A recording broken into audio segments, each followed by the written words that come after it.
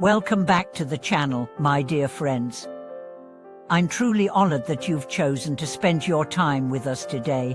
If this is your first visit, welcome to a place where we dive deep into ancient wisdom and uncover the timeless principles that still shape our lives in the modern world. Today's topic might seem extraordinary, even unbelievable at first glance. Can reading the Diamond Sutra every single day actually transform your life? Can a centuries-old scripture hold the power to shift your destiny? The answer, as many devoted practitioners have discovered, is not only yes but profoundly, resoundingly less. We are not here today to deal in superstition or shallow affirmations. This isn't about magical thinking. This is about the lived experiences of real people, across centuries and continents, who have committed to the daily practice of reading the Diamond Sutra and witnessed their lives transform in ways they could never have predicted. We'll explore these stories, and more importantly, we'll unpack the underlying mechanics of why this powerful scripture works not just as words, but as a daily spiritual reset, a compass for the soul, and a mirror for the mind. Let's begin with a simple morning. The sun hasn't fully risen.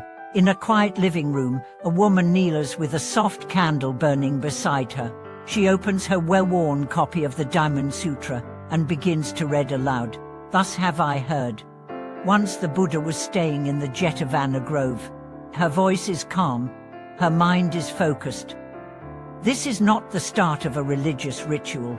This is the start of her day. This practice, repeated every morning for 10 years, transformed her from a high-strung, anxious executive into a centered, compassionate, and wise leader known for her serenity. What happened? How did this ancient text change a modern life? The answer lies not only in the words, but in what the words reveal. The Diamond Sutra is a scripture of paradoxes.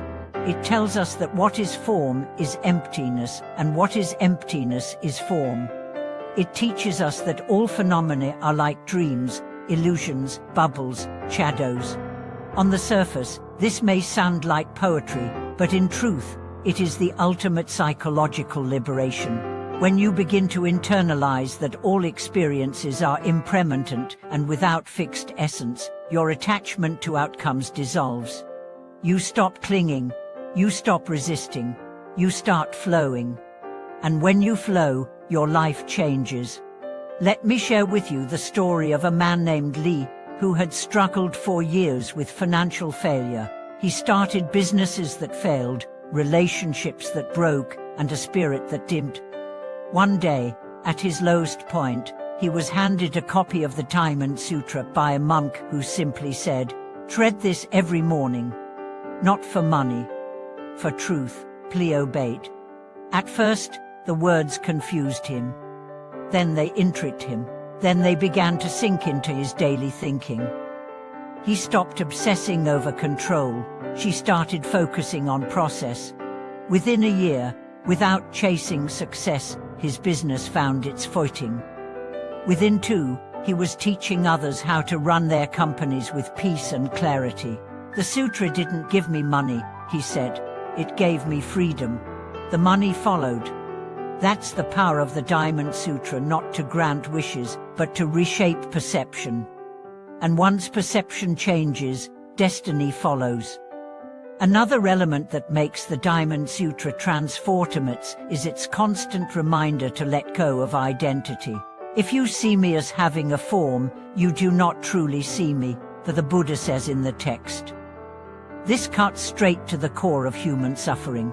So much of our pain arises from clinging to a fixed idea of who we are, our ego, our status, our past. The Diamond Sutra teaches us that real liberation begins when we dissolve those illusions. A student who had struggled with depression for years found unexpected relief not through medication, but through the daily repetition of one phrase, "All phenomena are like a dream." At first, it felt cold, distant, but over time, it became comforting. He began to see that his thoughts were just clouds passing, shifting, never solid. He said, "I stopped believing every thought. I started watching them. And that gave me peace. And what of the skeptics? Is this all placebo?